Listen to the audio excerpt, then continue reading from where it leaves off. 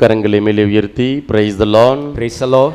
நம்பிக்கையோடு price the Lord, Praise the Lord. Hallelujah, Hallelujah. Hallelujah, Hallelujah. Hallelujah. Hallelujah. ஆண்டவருக்குள் பிரியமான அன்பு சகோதர சகோதரிகளே, மாதத்தினுடைய முதல் செவ்வாய்க்கிழமை அந்தோனியாருடைய திருத்தலத்தில் நீங்கள் நாடி வந்திருக்கிறீர்கள். நிச்சயமாக இந்த இடம் ஒரு அற்புதங்களை செய்யக்கூடிய ஒரு உன்னதமான இடமாக இருக்கிறது. ஆகவே நீங்கள் வந்த வண்ணம் நீங்கள் வெறுமையாக நீங்கள் போக மாட்டீங்க. என்ன நோக்கத்தோடு என்ன விருப்பத்தோடு நீங்கள் இந்த திருத்தலத்தை நாடி வந்திருக்கிறீர்களோ எல்லாவற்றையும் அந்தோனியார் தன்னுடைய பரிந்துரையினால் உங்களுக்கு பெற்றுக் கொடுப்பார். அதனால் கரங்களை தட்டி உற்சாகமாக கரங்களை தட்டி ஆண்டவருக்கு நாம் நன்றி செலுத்துவோம். பிரியமானவர்களே, இணையதளத்தில் ஒரு கட்டுரை அல்லது ஒரு போயம் கவிதை இருக்கிறது. priest is always wrong என்கிற ஒரு கட்டுரை ஒன்று இருக்கிறது. குருவானவர் எப்பொழுதுமே தவறானவர், அதுதான் அதனுடைய அந்த அர்த்தம். அதாவது ஒரு குருவானவர் நேரத்துக்கு திருப்பலி ஆரம்பிக்கிறார்னா இப்போ என்ன அவசரம், எதுக்கு இவ்வளோ நேரத்தோடு பூஜை ஆரம்பிக்கிறாரு என்று மக்கள் குறை சொல்லுவாங்க, அது விமர்சனங்களை கொடுப்பாங்க. ஒருவேளை 5 நிமிஷம் 10 நிமிஷம் தாமதமாக திருப்பலியை தொடங்கினார்னா நேரமே பார்க்க மாட்டேங்கிறாருப்பா, நேரத்துக்கு எதுவும் தொடங்க மாட்டேங்கிறாரு என்று மக்கள் குருவானவர் மீது குறைபட்டு கொள்ளக்கூடிய ஒரு சூழல். ஒருவேளை அந்த குருவானவர் வீடுகளெல்லாம் சந்திக்கிறார். ஒரு பங்கு பணியாளராக இருந்து மேய்ப்பு பணியாளராக இருந்து வருடத்துக்கு 2 முறை அல்லது 3 முறை குருவானவர் மக்களுடைய குடும்பங்களுடைய வீடுகளுக்கெல்லாம் சந்திக்கிறப்ப சாமியாருக்கு வேறு வேலை இல்லை போல், அதனால தான் எப்போ பார்த்தாலும் வீடு சந்திச்சுக்கிட்டே இருக்கிறாரு என்று மக்கள் குறை சொல்லுவாங்க. அல்லது மக்கள் எல்லாம் சொல்லுவாங்கப்பா, வீடெல்லாம் சந்திக்க வேணாம், வருஷத்துக்கு ஒரு முறை வீடு சந்திச்சா போதும் அப்படின்னு இருந்தாருன்னா சாமியார் பங்கிலே இருக்க மாட்டேங்கிறாருப்பா, எப்போ பார்த்தாலும் ஊர் சுற்றிக்கிட்டே இருக்கிறாரு, ஏன்னா ஆளை பார்க்கவே முடியலை என்று சொல்லி அவங்க சொல்லுவாங்க. சரி, ஒருவேளை பெண்கள்கிட்ட அதிகமாக பேசுகிறாருன்னா இவர் சரியான பிளே பாயாக இருக்கிறாரு, ஏன்னா எப்போ பார்த்தாலும் லேடிஸ்ட்டு பெண்கள்கிட்ட தான் பேசிகிட்டே இருக்கிறாரு, ஆம்பளை பசங்கள்கிட்ட இப்போ கண்டுக்கவே மாட்டேங்கிறாரு என்று மக்கள் குறை சொல்கிறாங்க. சரிப்பா, பெண்கள்கிட்ட பேசினா தான் பிரச்சனை, ஆண்கள்கிட்ட பேசலாம் அப்படின்னா இப்போ என்ன சொல்கிறாங்க, இவர் நார்மல் கிடையாது, அப்நார்மலாக இருக்கிறாரு, ஏன்னா ஆம்பளைக்கிட்டே எப்போ பார்த்தாலும் பேசிக்கிட்டே இருக்கிறாரு என்று சொல்லி அவங்க குருவானர் குறை சொல்லுவாங்க. ஒருவேளை குருவானர் ரொம்ப நேரம் பிரசங்கம் வைக்கிறார். இன்றைக்கி உங்கள் ஃபாதர் 12:30க்கெல்லாம் பூசை முடிக்க சொல்லிட்டார், சரிங்களா, நான் கொஞ்சம் அதாவது 10 நிமிடம் அல்லது 15 நிமிடத்துக்கு மேலே நான் பிரசங்கம் வச்சேன்னா சாமியார் ரம்பம் போல் அறுத்துக்கிட்டு இருக்கிறாயா, இழுத்துக்கிட்டு இருக்கிறாயா, சட்டு போட்டுன்னு முடிப்பானா, ஏன்னா வளன்னு கொலை இழுத்துக்கிட்டே இருக்கிறார் என்று மக்கள் நீங்கள் பேசுவீங்க. ஒருவேளை ஒரு 3 நிமிடத்தில் இல்லை 5 நிமிடத்தில் பிரசங்கம் வச்சேன்னா சாமியார் தயார் பண்ணலை போல், அதனால் சுருக்கமாக முடிச்சிட்டாரு என்று மக்கள் நீங்கள் என்ன பண்ணுவீங்க, உங்களுடைய விமர்சனங்கள் நீங்கள் கொடுத்து கொண்டே இருப்பீங்க. அப்போது பேசுனா குத்தம், பேசாட்டி குத்தம், நின்னா குத்தம், நிக்காட்டி குத்தம், பார்த்தா குத்தம், பார்க்காட்டி குத்தம், இப்படி பல நிலைகளில் குருவானர் தவறாகவே பார்க்கப்படுகிறார். Praise the lord. இந்த பிரைஸ் லார்ட் எதுக்கு இப்போ நீங்கள் சொல்கிறீங்க, இந்த பிரைஸ் லார்ட் எதுக்குப்பா, தவறாக பார்க்கப்படுறதுக்கா? அப்போ பாருங்க மக்களே, இது குருவானவர் மட்டுமல்ல, இயேசுவும் தன்னுடைய பணி வாழ்க்கையில் 33 ஆண்டுகள், அதில் கடைசி 3 ஆண்டுகள் பொது வாழ்க்கை, அந்த பொது வாழ்க்கையில் நிறைய காரியங்கள் அவர் செய்கிறாரு. நீங்கள் நற்செய்தி வாசத்துக்குள்ளே பாருங்க, அதாவது பேய் பிடித்து பேச்சிழந்த ஒருவரை சிலர் இயேசுவிடம் கொண்டு வந்தனர். பேயை அவர் ஓட்டியதும் பேச இயலாத அவர் பேசினார். இப்போ மக்கள் கூட்டத்தினர் இங்கே இருக்கிறாங்க. இப்போ நான் பிரசங்கம் வைக்கிறது உங்களுக்கு எல்லாத்துக்கும் பிடிக்கணும் தேவையும் இல்லை, அவசியமும் இல்லை. சாமியார் என்னமோ பேசுகிறாருப்பா அப்படின்னு ஒரு கூட்டத்தினர் நீங்கள் சொல்லலாம். ஒரு கூட்டத்தினர் அப்பா என் வாழ்க்கையை அப்படியே தொடுறாருப்பா, என் வாழ்க்கை நடக்கக்கூடாது அப்படியே பேசுகிறாருப்பா என்று என்ன செய்யலாம் அப்படின்னா நீங்கள் ஆதரித்து பேசலாம். அப்போது நான் பேசக்கூடியது விமர்சனத்துக்கு உள்ளாகக்கூடியது. Price the Lord. இது இப்போ கரங்க மேலே சொல்லுங்கள், பிரைஸ் தி லார்ட், ஹல்லேலூயா. அப்போ பிரியமானவர்களே, நற்செய்தி வாசகத்தில் இயேசு ஆண்டவர் செல்கிற இடமெல்லாம் நல்ல காரியங்களே செய்து கொண்டே இருக்கிறார். ஆனால் நற்செய்தி வாசகத்தில் பாருங்க, ஒரு கூட்டத்தினர் ஆணும் வியந்து பார்க்குறாங்க, இன்னொரு கூட்டத்தினர் என்ன பண்ணுறாங்க, இவன் பேய்களின் தலைவன் அதாவது பெயல்செபூலை கொண்டு, இன்றைக்கு நற்செய்தி வாசகத்தில் கொடுக்கப்படலை, மற்ற நற்செய்தி வாசகத்தை படிக்கிறப்ப பேய்களின் தலைவன் பெயல்செபூலை கொண்டு இவன் பேய்களை ஓட்டுகிறான் என்று சொல்லி இயேசுவின் மீது விமர்சனங்களை வைக்கக்கூடிய ஒரு சூழல். ஆனால் இன்று நற்செய்தி வாசகத்தின் வழியாக ஆண்டவர் நம்ம எல்லாருக்கும் கொடுக்கக்கூடிய ஆழமான சிந்தனை, யார் என்ன சொன்னாலும் பரவாயில்ல, நான் எனக்கு கொடுக்கப்பட்ட இலக்கை, எனக்கு கொடுக்கப்பட்ட பணியை, எனக்கு கொடுக்கப்பட்ட பொறுப்புகளை நான் சரிவர செய்வேன். என்ன விமர்சனங்கள், என்ன தடைகள் வந்தாலும் நான் என்ன செய்வேன் அப்படின்னா அதை நான் நிறைவேற்றுவேன். அதில் என்னுடைய இலக்கு அதுவாகத்தான் இருக்கும் என்று இருக்க வேண்டும் என்று சொல்லி நாம் ஓட இன்றைய இறை வார்த்தை வழியாக ஆண்டவர் நமக்கு எடுத்துரைக்கிறார். நற்செய்தியோட தொடக்கத்தை பாருங்க, அடுத்த தொடர்ச்சியை பாருங்களேன். இயேசு நகர்கள் சிற்றூர்கள் எல்லாம் சுற்றி வந்தார். அவங்க பேசிக்கிட்டே இருக்கிறாங்க, விமர்சனங்களை கொடுக்கிறவங்க பேசிக்கிட்டே இருக்கிறாங்க. பேய்களின் தலைவனை கொண்டு பேய்களை ஓட்டுகிறார் என்று சொல்லி விமர்சனங்களை கொடுக்கிறாங்க. ஆனால் இயேசு என்ன செய்கிறாரு? இயேசு நகர்கள் சிற்றூர்கள் எல்லாம் சுற்றி வந்தார். எங்கும் அவர்களுடைய தொழுகை கூடங்களில் கற்பித்தார். விண்ணரசி பற்றிய நற்செய்தியை பறைசாற்றினார். நோய் நொடிகள் அனைத்தையும் குணமாக்கினார். திரண்டிருந்த மக்களை அவர் கண்டபோது அவர்கள் மேல் பரிவு கொண்டார். அவர்கள் ஆயிரல்லா ஆடுகளைப் போல அலைக்கழிக்கப்பட்டு சோர்ந்து காணப்பட்டார்கள். அப்பா, நீ என்ன வேணாலும் பேசிக்கப்பா, நீ நான் குடிகாரன் சொல்லு, பேய் பிடித்தவன் சொல்லு, மதிமயங்கிவன் சொல்லு, நான் சாப்பாட்டுக்காரன் பெருந்தினிக்காரன் சொல்லு, நீ என்ன வேணாலும் சொல்லிக்க. நான் என்னுடைய இலக்கு அந்த என்ன செய்யணும்னா மக்கள் ஆயனல்லா ஆடுகளைப் போல் அலைக்கழிக்கப்பட்டு இருக்கிறார்கள். அப்ப ஆயனல்லா ஆடுகளைப் போல் அலைக்கழிக்கப்பட்டு இருக்கக்கூடிய மக்களை நான் தேடி செல்வேன். அவர்களுக்கு நான் சுகம் கொடுப்பேன், அவர்களுக்கு நான் விடுதலை அளிப்பேன், நோயிலிருந்து விடுதலை கொடுப்பேன், தீய சக்தியிலிருந்து பொல்லாத ஆவியின் பிடியிலிருந்து அவர்களுக்கு விடுதலை கொடுப்பேன். ஆகவே என்ன யாரெல்லாம் அலைக்கழிக்கப்பட்டு இருக்கிறார்களோ அவர்களுக்கு நான் ஆறுதலை கொடுப்பேன். அதுதான் என்னுடைய நோக்கம், என்னுடைய வருகையினுடைய இலக்கு என்று சொல்லி நம் ஆண்டவர் இயேசு கிறிஸ்து நற்செய்தி வாசகத்தின் வழியாக விமர்சனங்களை நீங்கள் பொருட்படுத்தாதீங்க, விமர்சனங்களுக்கு பொருட்படுத்தாதீங்க. அரசியல் கட்சிகளை பாருங்க, ஆளும் கட்சி எதிர்கட்சி என்ன பண்றாங்க? விமர்சனங்களை கொடுக்கறாங்க. ஆனா விமர்சனங்களை யாராவது கண்டுக்கிறாங்களா? ஆங்காங்க ஒரு சில பேர் என்ன பண்ணுவாங்க? விமர்சனத்துக்கு பதில் கொடுப்பாங்க. ஆனால் விமர்சனத்தை நான் பொருட்படுத்தணும்னா இன்றைக்கு நீங்களும் நானும் தலை நிமிர்ந்து நடக்க முடியாது. உங்க வாழ்க்கையில நீங்க பார்க்கலாம், உங்க குடும்ப உறவுகள்ல உங்களை குறித்து ஏளனமாக பேசலாம், அவதூறு பரப்பலாம். உனக்கெல்லாம் என்னடா தகுதி இருக்குது என் முன்னாடி நின்று பேசுறதுக்கு, என் வீட்டுக்குள்ள அடி எடுத்து வைக்க உனக்கெல்லாம் என்னடா தகுதி இருக்கு என்று மக்கள் கூட்டத்தினர், உங்க சொந்தக்காரவங்க, இரத்த உறவுகள் உங்களை பார்த்து சொல்லுவாங்க.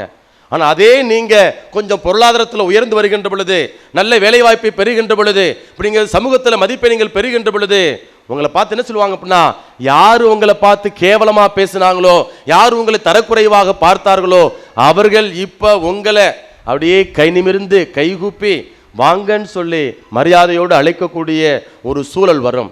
அப்போ நீங்க விமர்சனத்துக்கு பயந்தோம் அப்படின்னா, ஐயோ நான் இப்படி பேசுறேன்னா எங்க மாமியார் இப்படி நினைப்பாங்களே, என் குழந்தைனார் இப்படி நினைப்பாங்களே, என் ஓப்படியா இப்படி பேசுவாளே, ஏன்னா இப்படியெல்லாம் நினைச்சீங்கன்னா நீங்க உங்க குடும்ப வாழ்க்கை வாழவே முடியாது.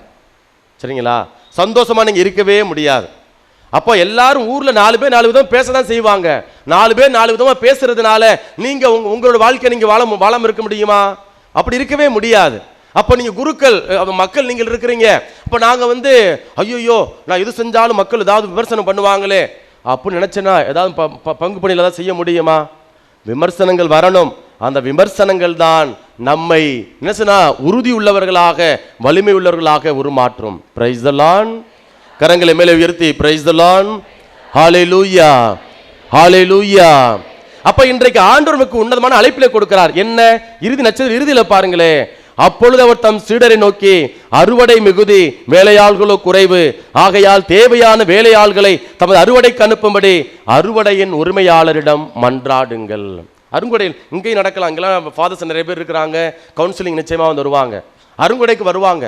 மக்கள் பல விண்ணப்பங்களோட தேவைகளோடு வர்றாங்க. பல விண்ணப்பங்களோட தேவைகள் கண்ணீர் விட்டு மன்றாடுறாங்க. கொஞ்சம் அவங்கள்ட்ட நல்லா இருக்கு, ஏமா அழுவுறீங்கன்னு கேட்டோம்னா அப்படியே பொல கதையெல்லாம் சொல்லுவாங்க. அவங்க வீட்டில் அவங்க தனிப்பட்ட வாழ்க்கையில் நடக்கக்கூடிய சந்திக்கக்கூடிய எல்லா போராட்டங்களையும் நல்லா இருக்கேன்னு கேட்டது குத்தமா நம்ம நம்ம நேரத்தை என்ன செஞ்சிருவாங்க, அவங்க எடுத்துருவாங்க. அப்போ அந்த இடத்துல நம்ம என்ன செய்யணும்? ஒரு குருவானவர் அந்த இடத்துல இருந்து கொண்டு மக்களுடைய உணர்வுகளை புரிந்து கொண்டு அவர்களுக்காக ஜெபம் செய்ய, அவர்களுடைய தேவைகளை நிறைவேற்ற ஒவ்வொரு குருவானவரும் அழைக்கப்படுகின்றார். அப்ப இன்றைக்கு குருக்களுடைய எண்ணிக்கை குறைந்து கொண்டிருக்கிறது, துறவிகளுடைய எண்ணிக்கை குறைந்து கொண்டிருக்கிறது. இன்னைக்கு நீங்க புள்ள பெத்துக்கிறத யோசிக்கிறீங்க, இளம் தம்பதியினர் இருக்கிறாங்க, இன்றைக்கு வசதி வாய்ப்புகளை தேடி போறீங்க. மக்கள், இறை மக்கள் இங்க வசதி வாய்ப்புகளை தேடி போறீங்க. குழந்தைகளை பெற்றெடுக்கணும், திருச்சபைக்கு ஒரு குழந்தை அர்ப்பணிக்கணும், ஆண்டவருக்கு ஒரு குழந்தை அர்ப்பணிக்கணும் என்று இன்றைக்கு பெற்றோர்கள் நினைப்பதில்லை. ஒத்த பிள்ளையை பெற்றுக்கிட்டு ஒன்னே ஒன்று கண்ணே கண்ணு, அது பின்னாடி ஓடிக்கிட்டே இருக்கிறோம். ஒரு காலத்தில் குறைஞ்சது 3 பிள்ளைகள் 5 பிள்ளைங்க இருந்தாங்க. அப்போ என்ன பண்ணுவாங்க? சாப்பிட்டா சாப்பிடு, சாப்பிடாட்டி போ, சோத்தை போட்டு வச்சிருக்கிறேன், தின்னா தின்னு. இப்போ என்ன பண்ண, புள்ள அழுவும் பெறல் எல்லாம் பண்ணோம். கடைசி நேரத்தில் ஒரு 5 நிமிஷம் 10 நிமிஷம் பார்க்கும், அம்மா அப்பா கண்டுக்கலையா, அது பாட்டு சோத்தை தின்னுக்கிட்டு வெக்கப்பட்டு அது பாட்டுக்கு போயிட்டே இருக்கும். ஆனால் இன்னைக்கு ஒத்த பிள்ளையை பெற்றுக்கிட்டு பெற்றோர்கள் நீங்கள் படுகிற பாடு, அப்படி பின்னாடி ஓடிக்கிட்டே இருக்கிறீங்க. ஏதாவது பண்ணிக்குவானா. அப்படியே இன்னைக்கு தனி அறைகள், ஒவ்வொரு பிள்ளைகளுக்கும் தனி அறைகள். இன்றைக்கு வசதி வாய்ப்புகள் குடும்பத்தில் வந்து இன்னைக்கு பாருங்க, ஒரு வீடு ஒரு ஹால், அதுக்குள்ள 9 பேர் 10 பேர் படுத்த இடம். இன்றைக்கு ஒவ்வொருத்தருக்கும் என்ன பண்றோம்? தனி அறைகள். கணவனுக்கு தனி அறை, மனைவிக்கு தனி அறை, பிள்ளைகள் 2 பேர் 3 பேர் இருக்கிறாங்க, 3 பேருக்கு தனித்தனி அறைகள். எல்லா ரூம்லையும் வந்து ஏசி இருக்கிறது, வசதிகள் பெருகிவிட்டது. ஆனால் ஒரே குடும்பத்துக்குள்ள அங்க என்ன செய்யறோம் அப்படின்னா, நம்முடைய உணர்வுகளை புரிந்து கொள்ள, பகிர்ந்து கொள்ள அதற்கான தகுந்த தளங்கள் இல்லை. அப்ப இன்றைக்கு பிள்ளைகளை பெற்றோர்கள் நீங்கள் வந்து திருமணமாகக்கூடிய தம்பதியர்கள், இல்லற வாழ்க்கை வாழக்கூடிய தம்பதியர்கள், நீங்கள் வந்து இன்றைக்கு பிள்ளைகளை பெற்றெடுக்க நீங்கள் கொஞ்சம் கூச்சப்படுறீங்க, வெக்கப்படுறீங்க. ஆனால் இன்றைக்கு ஆண்டவர் சொல்றாரு, அறுவடை மிகுதி, வேலை ஆள்களோ குறைவு.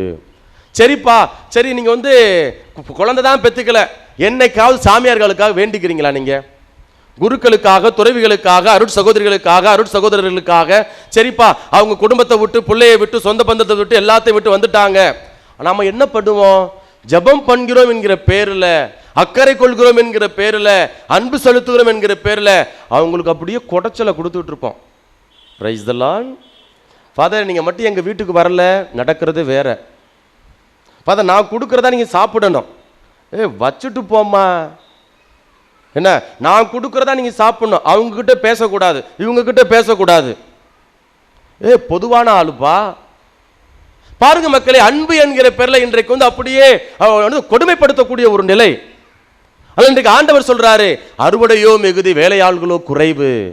அப்போ அறுவடைக்கு தேவையான வேலையாள்கள் அனுப்பும்படி அறுவடையின் உரிமையாளரிடம் மன்றாடுங்கள். அப்போ நம்முடைய அன்றாட வாழ்க்கை இன்றைக்கு பணியாட்கள் தேவைப்படுறாங்க. மக்கள் இன்றைக்கு இன்னைக்கு யாருமே நம்ப முடியலங்க. நீங்க நம்பி போய் சொல்ல முடியுமா? உங்களால பக்கத்து வீட்டுக்காரங்கள்ட்ட, சொந்தக்காரங்கள்ட்ட சொல்ல முடியுமா? எங்க வாய்ப்பு தேடிக்கிட்டே இருப்பான், என்னைக்குடா வாய்ப்பு வரும், இவனோட அந்தரங்கத்தெல்லாம் வந்து வெளியில அப்படியே லீக் அவுட் பண்ணிடலாம்.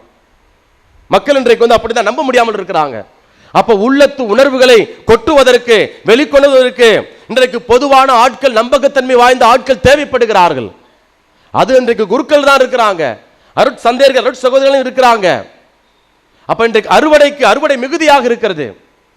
அப்ப இன்றைக்கு நாம் மன்றாட வேண்டியது, இன்றைக்கு குருத்துவ வாழ்க்கைக்காக, துறவர் வாழ்க்கைக்காக இன்றைக்கு வந்து நிறைய இளைஞர்கள், இளம்பெண்கள் தேவைப்படுகிறார்கள்.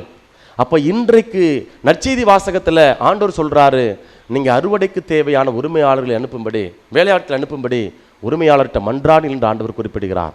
ஆகவே அன்பு சகோதரனி, சகோதரியே, இந்த நாள்ல 2 காரியங்கள். ஒன்று, குருக்களுக்காக, அருட்சகோதரிகளுக்காக, துறவிகளுக்காக மன்றாட அழைக்கப்படுகிறோம். இன்னும் அழைத்தல் வாழ்க்கையில் மக்கள் வந்து பெருக வேண்டும். இரண்டாவதாக, என்ன தடைகள், என்ன விமர்சனங்கள் வந்தாலும் அதை நம்ம பொருட்படுத்த கூடாது. மாறாக அதை கடந்து நமக்கு கொடுக்கப்பட்டிருக்கிற இலக்கை நிறைவேற்ற அழைக்கப்படுகிறோம்.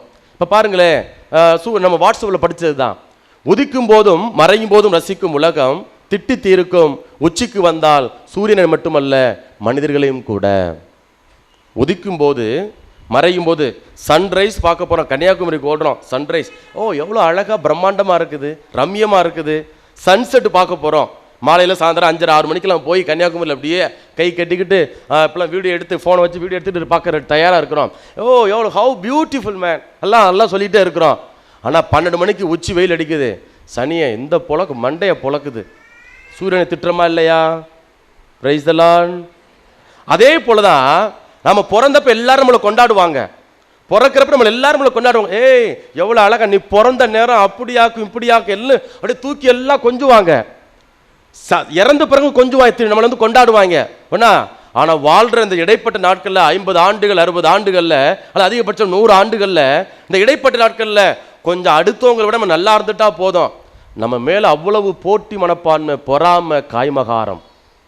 அப்ப நம்மளை திட்டி தீப்பாங்க பாருங்க. அவன் யோக்கியதை நமக்கு தெரியாதாக்கும், அவன் எப்படி வந்தாலும் எனக்கு தெரியாதாக்கும், அவன் எப்படி வாழ்ந்தாலும் எனக்கு தெரியாதாக்கும் அப்படின்னு சொல்லி நம்ம என்ன செய்வோம்? அப்படியே விமர்சனங்களை கொடுத்து கொண்டே இருப்போம். அப்ப இந்த உலகத்தினுடைய இயல்பு, மக்களுடைய மனநிலை விமர்சனங்களை கொடுப்பது. ஆக விமர்சனங்களை பொருட்படுத்தாம கடவுள் நமக்கென்று கொடுத்திருக்கக்கூடிய அழைப்புகளை சரிவர செய்வோம். பயப்பட வேண்டாம், கூச்சப்பட வேண்டாம். இன்னைக்கு நம்ம கை தூக்க கூச்சப்படுறோம்ப்பா. நான் நேற்று ஒரு காணொலி பார்த்தேன். அதான் மெரினா பீச் அப்படி பிரேயர்னு சொல்லி யூடியூப்ல நீங்க போட்டு இன்ஸ்டாகிராம்ல இருக்குது. அதுல பாருங்க, வயசு பசங்க எல்லாம் 25 வயசு கீழே இருக்கிற பசங்க அப்படியே மெரினா பீச்சில் அப்படியே ஒரு வட்டமா நின்னுக்கிட்டு ஒருத்தன் கிட்டார் 2 பேர் கிட்டார் வாசிக்கிறாங்க, அப்படியே துதிக்கிறாங்க, பிரேயர் பண்றாங்க. இன்னைக்கு நம்ம எல்லாம் இங்க ஒரு கூடாரத்துக்குள்ள 4 சுவத்துக்குள்ள கை தூக்க வெக்கப்படுறோம், கூச்சப்படுறோம். ஆனா அவங்க வெக்கப்படல, கூச்சப்படல, அவங்க கூட வாக்கிங் போறாங்க, மக்கள் கூட நடந்துகிட்டே இருக்காங்க. ஆனா அந்த குழுவினர், மெரினா பீச் என்கிற ஜெப குழுவினர் என்ன செய்து கொண்டிருக்கிறாங்க அப்படின்னா, ரொம்ப அற்புதமா அப்படியே தங்களை மறந்து உணர்ந்து, எல்லாம் இளம் பிள்ளைகள், 30 வயதுக்கு 25 வயதுக்கு இருக்கக்கூடிய இளம் பிள்ளைகள் அப்படியே தங்களை மறந்து கடவுளை அப்படியே துதித்துக் கொண்டிருக்கிறார்கள். ஆனால் இன்றைக்கு நாம் விமர்சனங்களை கண்டு பயப்படுறோம். ஏன் பயப்படணும்? யார் என்ன சொல்லிடுவா?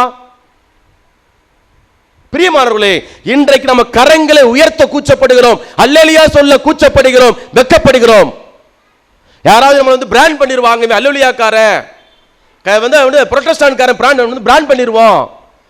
என்ன பிராண்ட் கொடுத்துட்டு நம்மள நாம் ஆண்டவரை மாட்சிமைப்படுத்துவதற்காக, ஆண்டவரை புகழ்வதற்காக நாம் கூடி வந்திருக்கிறோம். தொடக்க கால திருச்சபையில் பார்க்கிறோம். தொடக்க கால திருச்சபையில் திருத்துதர்கள், நீ என்ன வேணாலும் பண்ணிக்கடா, நீ அடி சிறையில போய் என்ன வேணாலும் பண்ணு, எனக்கு வாழ்வு கொடுத்த ஆண்டவரை, எனக்கு மீட்பு கொடுத்த ஆண்டவரை, உயிர் தெழுந்த ஆண்டவரை, நீங்கள் சிலுவையில் அறையுண்ட ஆண்டவரை நான் துதித்து பாடுவேன், அவரை பற்றி நான் சான்று பகர்வேன். இன்றைக்கு நாம சான்று பகர துணிச்சல் இல்லாமல் இருக்கிறோம், வெக்கப்படுறோம், அப்படியே கூச்சப்படுறோம். யார் என்ன சொல்லிடுவாங்களே என்று அப்படியே ஒரு விதமான விமர்சனத்துக்கு பயந்து நம்ம வாழ்ந்து கொண்டிருக்கிறோம். பிரியமானவர்களே, இன்றைய நாளில் கடவுள் கொடுக்கக்கூடிய உன்னதமான சிந்தனை தான். ஆனால் ஆண்டவர்கிட்ட கேட்போம், ஆண்டவரே நிறைய விமர்சனங்கள் வருது, நல்லது செஞ்சாலும் விமர்சனம், கெட்டது செஞ்சாலும் விமர்சனம். வரக்கூடிய விமர்சனங்களை நாங்கள் அதை பெருசாக எடுத்துக்காம உம்முடைய அதிமிக மாட்சிமைக்காக உழைக்க எங்களுக்கு தேவையான பலனை, ஆற்றலை தாரும் என்று சொல்லி இந்த பலியில் நம்மை நாம் ஒப்பு கொடுத்து மன்றாடுவோம்.